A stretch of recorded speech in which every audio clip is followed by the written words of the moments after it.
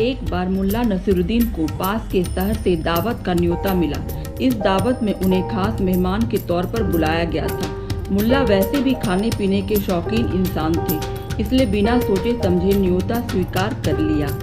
मुल्ला ने रोज पहनने वाले कपड़े पहने और दावत के लिए घर से निकल गए। सफर के दौरान उनके कपड़े धूल मिट्टी से गंदे हो गए। जब वे दावत के लिए पहुंचे तो घर के बाहर पहरा दे रहे दरबान ने उन्हें अंदर जाने से रोक दिया। उन्होंने दरबान से कहा, मैं मुल्ला नसीरुद्दीन हूँ, मैं इस दावत का खास मेहमान हूँ। दरबान ने हंसते हुए कहा, वो तो दिखाई दे रहा है। फिर दरबान ने धीरे से मुल्ला के कान में कहा, अगर तुम दावत के लिए आए मुल्ला नसीरुद्दीन हो तो मैं खलीफा हूँ।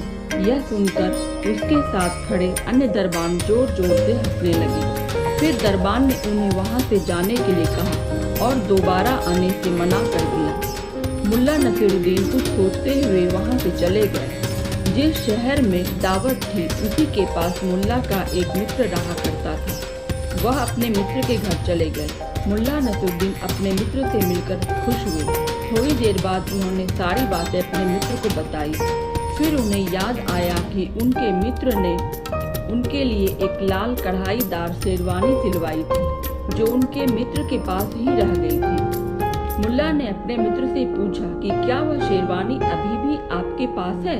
उनके मित्र ने कहा, शेरवानी अभी भी अलमारी में टंगी है और तुम्हारा इंतजार कर रही है। मित्र ने शेरवानी मुल्ला नसीरुद्दीन को दे दी। मुल्ला ने मित्र का शुक्रिया किया और कुछ देर बाद शेरवानी पहनकर दावत के लिए निकल गए। इस बार जब दरवाजे पर पहुंचे तो दरबान ने उन्हें सलाम किया और बाइज्जत दावत खाने तक ले गए। दावत में अनेक लजीज पकवान थे, जिनकी खुशबू हर तरफ फैल रही थी। मुल्ला के स्वागत में बड़े बड़े लोग खड़े थे।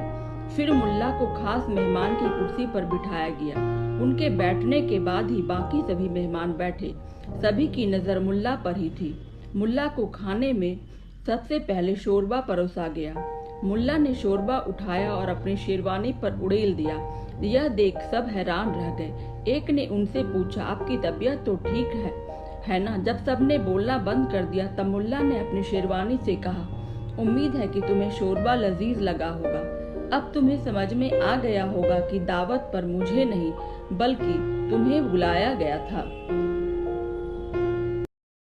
कहानी से यह सीख मिलती है कि किसी की पहचान उसके पहनावे से नहीं करनी चाहिए।